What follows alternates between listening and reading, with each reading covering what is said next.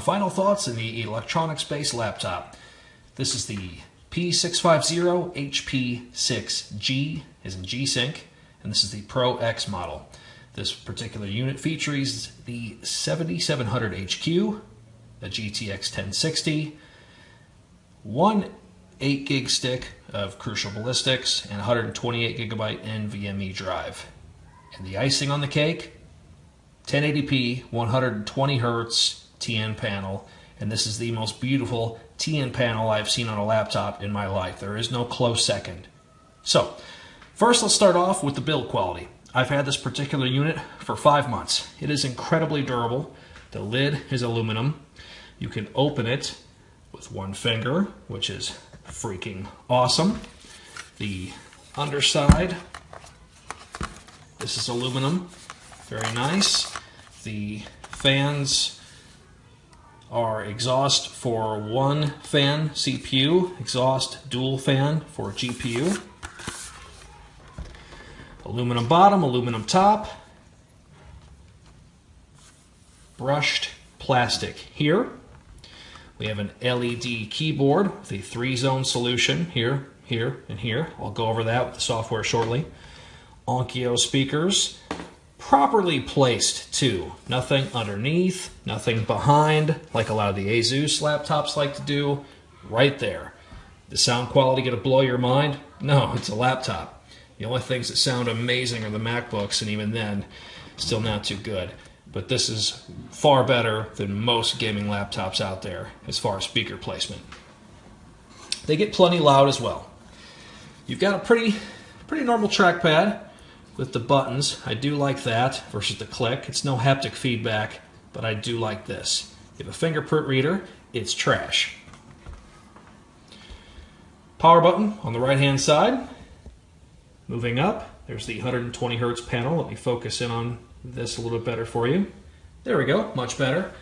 I have brought the app size up a little bit, not doing the scaling, but if you just hold down Control and scroll up and down with your mouse, which would help if I plug that in, then you could change the size of those, just like so.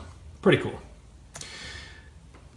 There is some Windows 10 stickers here and some other things right here. You're not going to have those. I put those on there. Yes, I'm dorky. It's just extra chrome metal type stickers I had laying in my office, so I thought I'd toss them on there. So, you know the specs. The interior build quality is awesome. You've got some LEDs here in the front. There's a bunch of them actually indicating that it's charging or it is doing this or that. Very, very cool. Now let's go over some of the ports. On the left-hand side, pretty basic, right? HDMI, USB 3.0, and a lot of your necessary mini display type ports. You've got the exhaust for the CPU on the left. On the back is a power plug and another USB 3, along with the exhaust ports back here. Nice little chrome trim going around that. Nothing too fancy, very subtle. Subtle's the name of the game, where I really love this laptop as much as I do. Try to zoom in, focus here a little bit better. There we are. And we've got headset and mic and all that good stuff and all these little card readers and just all the right ports you need. You know, even the little Kensington lock there, of course, Ethernet, and it's not too bad. Maybe you could use a full-size display port. Other than that, no complaints. So let's open this back up. Again, being able to do that with one hand. Awesome. So, with these Clevo-based chassis, what do you get? You get really good build quality. You get machines that look like you could take them somewhere and not feel embarrassed. They're not ultra gamey. They're lightweight. This particular unit weighs less than 5 pounds. It's about 1 inch to 1.25 inches thick. When I have put this up against like the Acer Predator 15, that is a chunky laptop that just dwarfs this thing.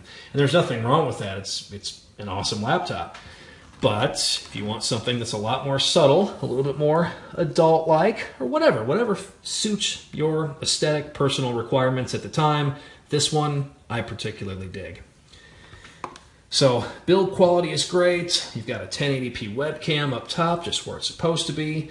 Take that, Dell XPS 15. A 1080p display for me, 15-inch panel, 1080p is where it's at. You start getting into a higher resolution. I have used the XPS 15 and its display is amazing, but if you don't use scaling, everything's going to be 1/4 this size, and that's very small.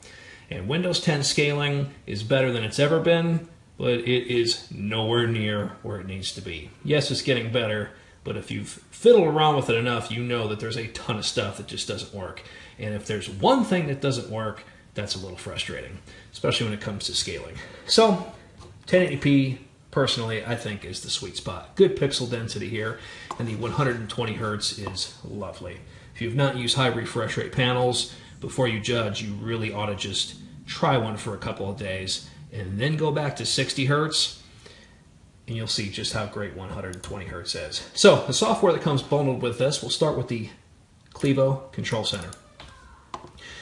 Now, unlike most software, this is not a bloaty pile of garbage. And the nice thing about these Clevo chassis is that this is all that comes on there. You don't have 30-day antivirus and all that other crap. It's just this. And if you don't want this on here, you don't have to have it. But I think it's pretty cool.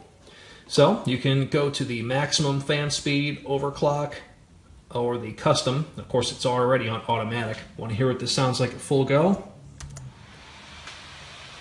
If that sounds like a leaf blower to you, man, you've got some sensitive ears, because this camera's right on top of this machine. It's not that loud. Put your headset on, play your games, you're not going to hear this. And it never runs at maximum. It'll run at about 80% of that. And on automatic, the machine's just running. Silent. Very, very quiet. The overclock fan curve will actually set itself by default if you overclock the GPU with the software that comes within the control center. So that's pretty cool. You don't have to tick that box if you decide to overclock the GPU with the software. It will do it automatically. And of course, if you're not happy with it, you can just set it to something else. And you have your custom fan curve. Now, if there's one thing that I will give a strike against with this particular software is I do find the custom fan curves, I mean, look at this. You got the fan startup temperature, the fan stop temperature. Why would I want the fans to stop? And then full fan speed. I would prefer a more of an adjustable curve, something like an MSI Afterburner, where I can just scale it like this based on thermals. That is about the only thing that makes sense. This does not. So overclock and automatic, there's very little difference between the two, and I overclock my GPU with MSI Afterburner anyway.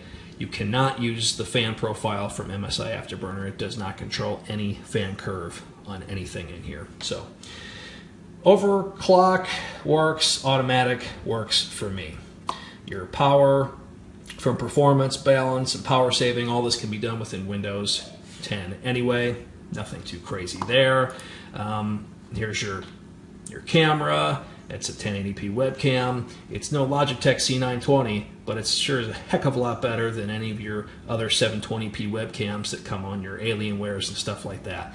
This is not going to blow your mind, but it's one of the best webcams that I've seen out of a gaming laptop yet.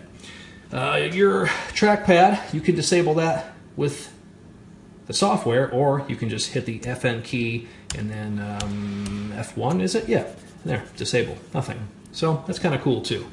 The Acer Predator has an actual button to disable that, and there's no reason to not like that other than just having a big gaudy button there, but honestly I didn't think it was a big deal. But at least I can hit the function key and F1 and turn it on, turn it off just like that. So pretty easy.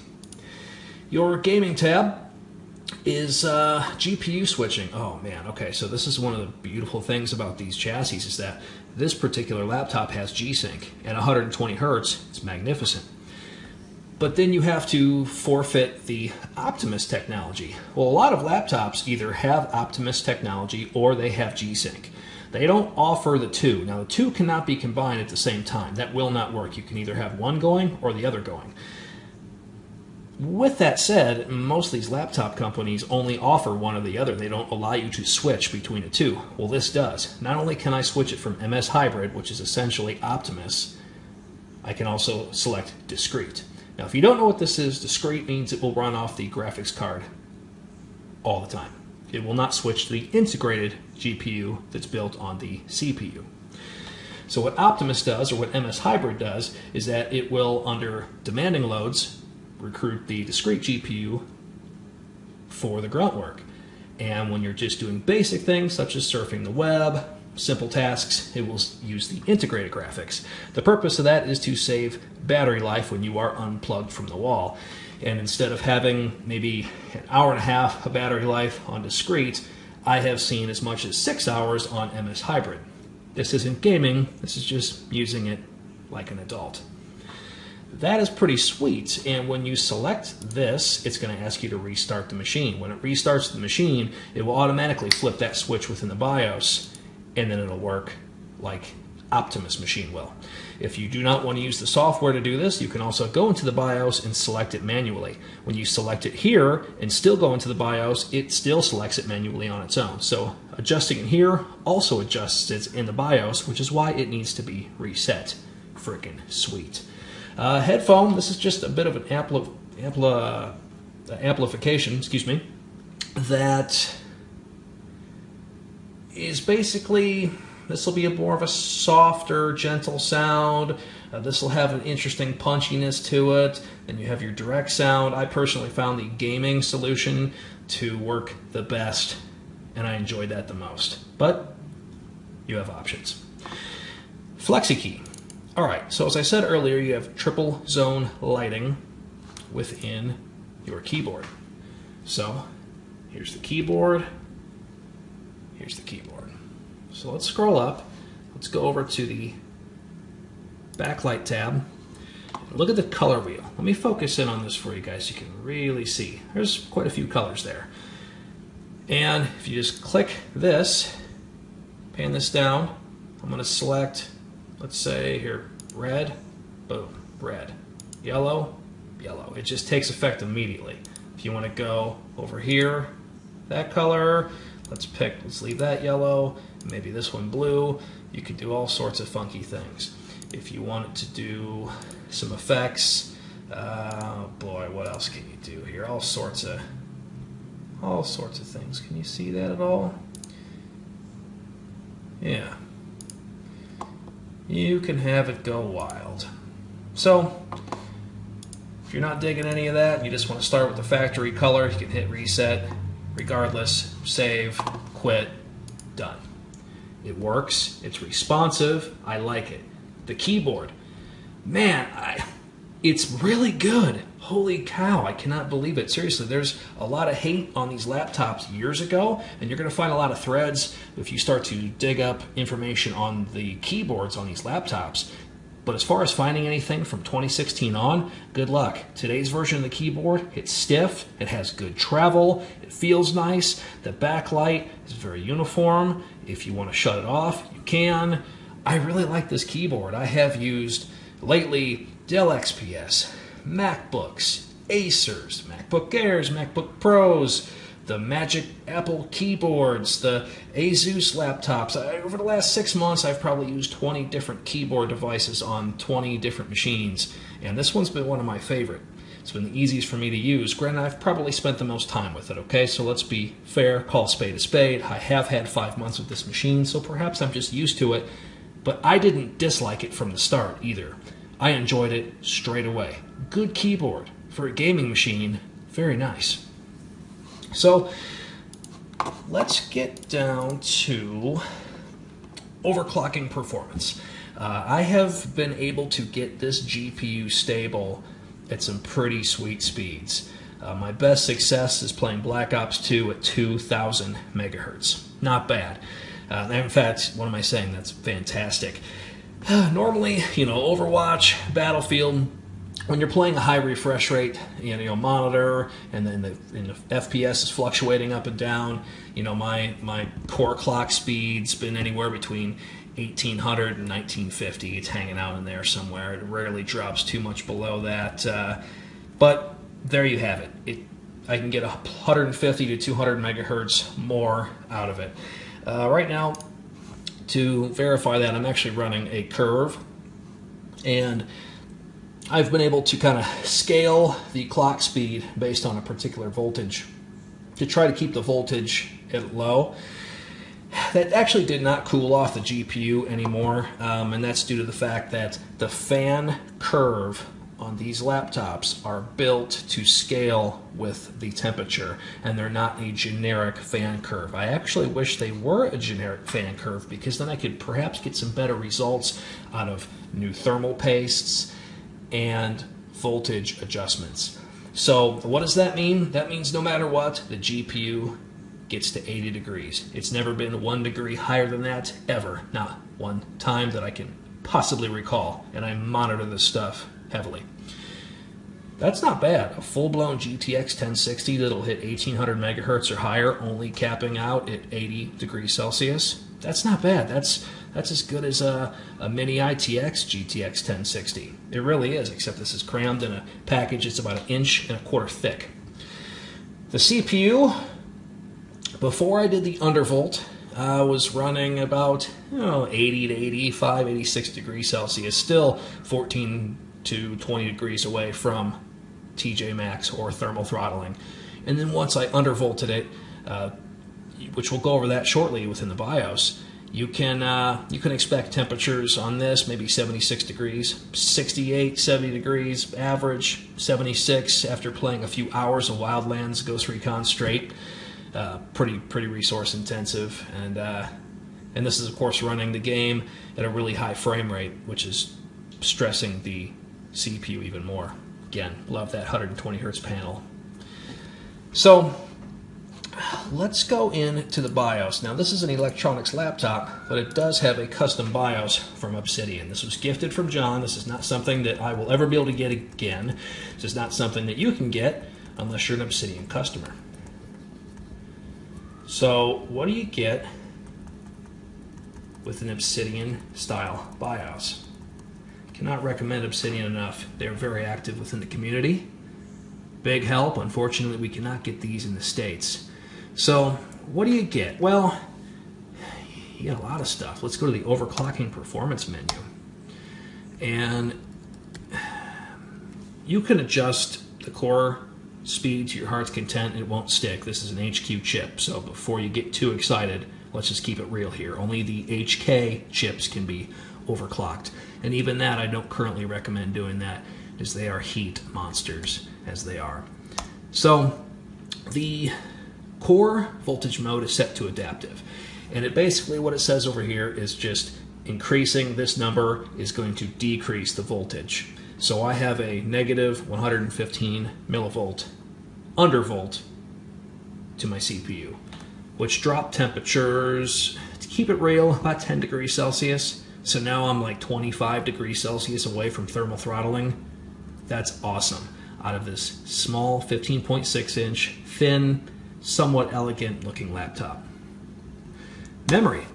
You will have multiple XMP profiles. When I run my 3000 megahertz RAM, which I don't currently have at the moment, it opens up XMP2, which you can also select. You'll have XMP1 and XMP2 at that point. And yeah, you can run faster RAM in here. And if you want to mess with the current solution, I'm running two 8 gig sticks of Crucial Ballistic Sport with the fancy gray heat sinks. And yeah, you can adjust quite a few things in here, including voltage. Very nice. What else do we have here? Just your basic stuff like I showed you guys before on the software, that the MS Hybrid or discrete switch can be done within the BIOS. So it is set to discrete, which is where I personally want it unless I am on the go. Speed step is enabled, and your hyper-threading, it's just all that stuff, right? So let's get out of here. We'll reboot. Let's talk about power. This right here is a 200 watt power supply. This is the only GTX 1060 laptop I have ever seen that has a 200 watt power supply. Most of them will have a 180 watt power supply. A lot of the MSI models, especially the thinner ones, let me focus back in here for you, will have 160 watt power supply, and the Gigabit Aero 14s have a 150 watt power supply. All of these laptops have the same specs. So what's so good about having an extra 50 watts?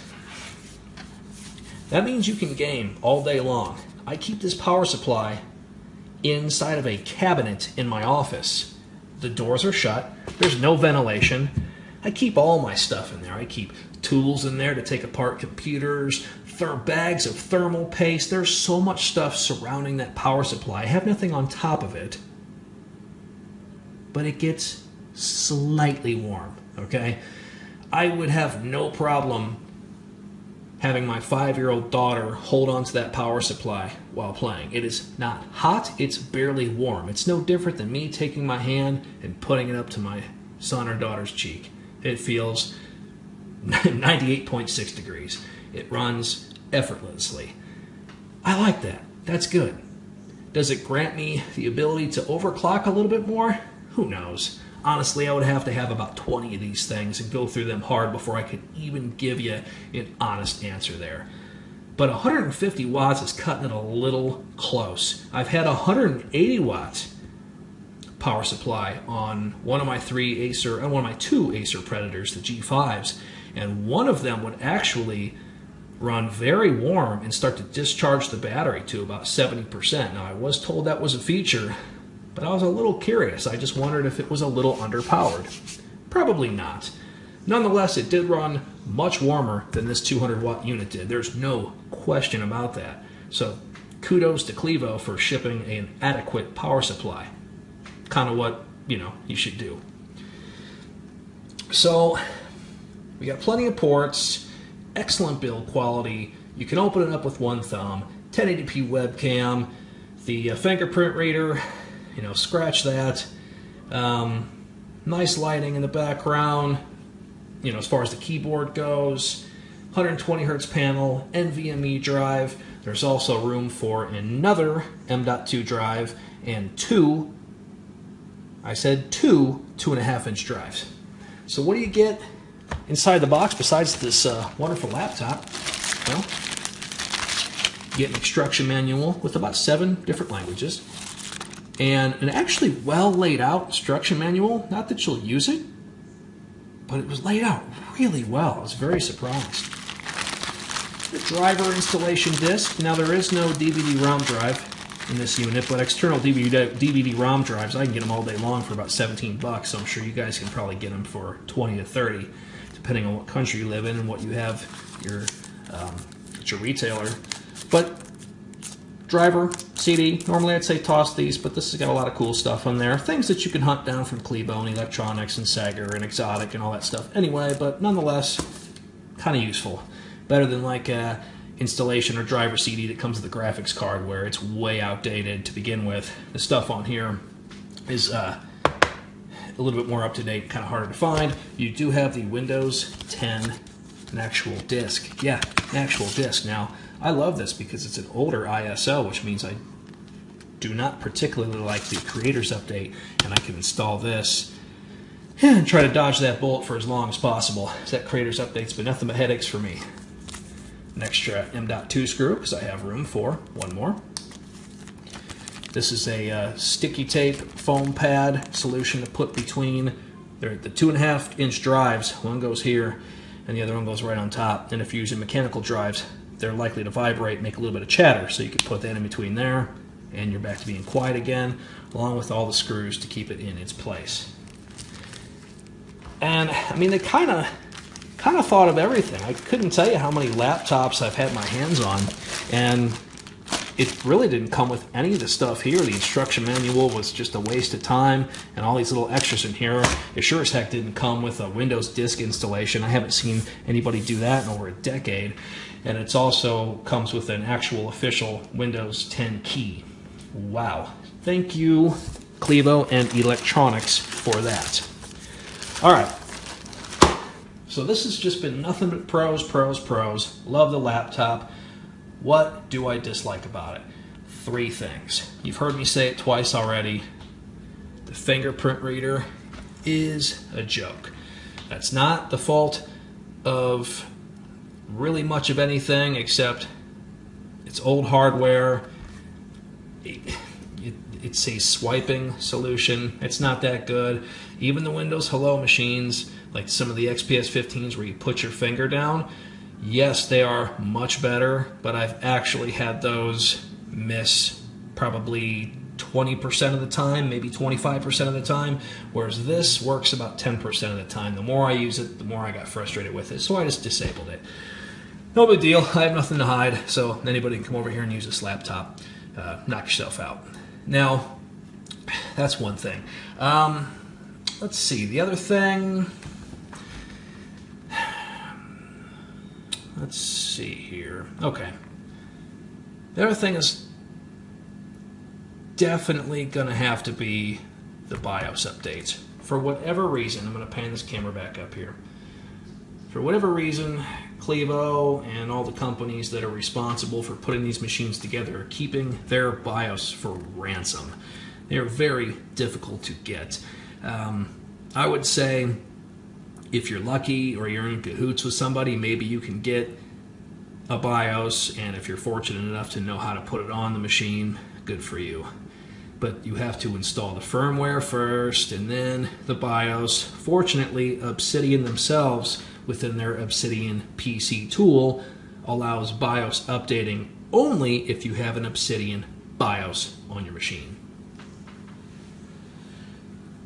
Other than that, you're going to have to obtain it through the manufacturer, and it's a slim chance they actually have it online. Excuse me. So, not being able to get the BIOS as easy as you can through any other manufacturer out there is a little frustrating for me as a hardware enthusiast. I see why they did it because I've gone over the installation with John from Obsidian, who did the work for me, and it's a little over the top, I think, for the average consumer. In fact, I know that it is. And I would have a hard time recommending or even offering a solution how to install the BIOS on here, and fear that a lot of people would brick their systems. It has nothing to do or against anyone in particular whatsoever. It's just I've installed a lot of BIOS in my day, hundreds, and it's needlessly, excessively crazy on this laptop versus just, hey, I've got an Acer Predator, let's just download it, install it, erases the block, puts it back on, done. So if they can come up with a solution for this to make it a lot easier for the customer, that would be great. So that's one of my gripes, is that getting your hands on an updated BIOS has been a little difficult. It took me a few months of searching and hunting it down and got it gifted from somebody, and then I worked out a deal with somebody else and trying to do all these things just to get a BIOS. If that turns you off from getting this machine, I completely understand. I just want to be upfront straight away that getting the BIOS for these machines, it's a little difficult. So, gosh, what else can I honestly say that I do not like about this machine? I know I said there was 3 things. We got the fingerprint reader, we've got the BIOS shenanigans. Gosh, man, it's a really tough call. Maybe there's only 2 things. That's not too bad. Oh, nope, there is a 3rd. All right, one last thing. Battery life. This is a 60 milliwatt battery. As you can see within hardware monitor here, there it is, 60206 milliwatt hours. All right, the battery can be replaced, but it cannot be improved as far as capacity goes unless there's some crazy technology where they can use this size with just a bigger battery. To my knowledge, there is not one for this particular unit yet. So that means if you're on the go, you're going to have to use MS Hybrid anyway. No big deal. You're going to want to switch to the Optimus solution. But you're going to get between maybe 3 to 6 hours of battery life. And that's if you're on the latter end there, if you're using it gently. And if you're using it a little bit more aggressively, still not gaming, you'll get 3 something, maybe 4 hours out of it. If that's enough for you, so be it. But this is a laptop, and laptops are meant to be portable and on the go. And there's a good chance that you're going to run out of juice before your day is over. Is that a deal breaker for me? No, but I would expect it to be a deal breaker for a lot of people. You're getting a lot of hardware, a really cool build quality, and a lot of nice features for the asking price of these laptops, which this one goes for $1,250, sometimes as much as $1,400. And they're very customizable, they're very simple to take apart. In that aspect, it's very cool. And if you wanted to replace the battery with a new one, that would be no more than probably, hell, I could probably do it in 20 minutes. So that's probably the third biggest bummer. Battery life is pretty weak. Now granted, I've had this thing unplugged for a couple hours now, and we are at 2 hours and 25 minutes remaining. So that's probably about, maybe 5 hours, 6 hours tops of usage today if I let this thing drain all the way. Nonetheless, poor-ish battery life.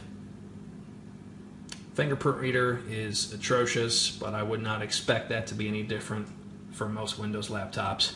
No offense, users out there.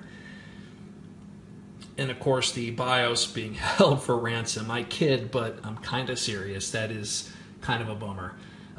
Other than that, I mean, if you back up 5 minutes from now and just listen to all the pros that I covered with on this laptop, that should really be enough for you to kind of make your decision whether or not you want to pull the trigger on something like this. Me personally, I love it. This has been my favorite laptop of all time so far.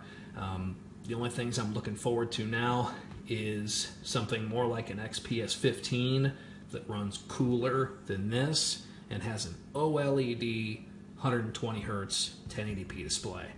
Once that comes out, I will be giddy as a schoolgirl. Well, that's it for now, guys.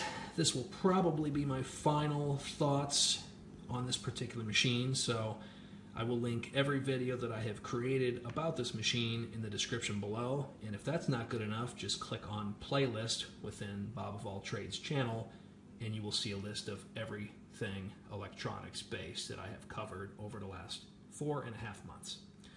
From this point, that is all. Have a good day, my friends.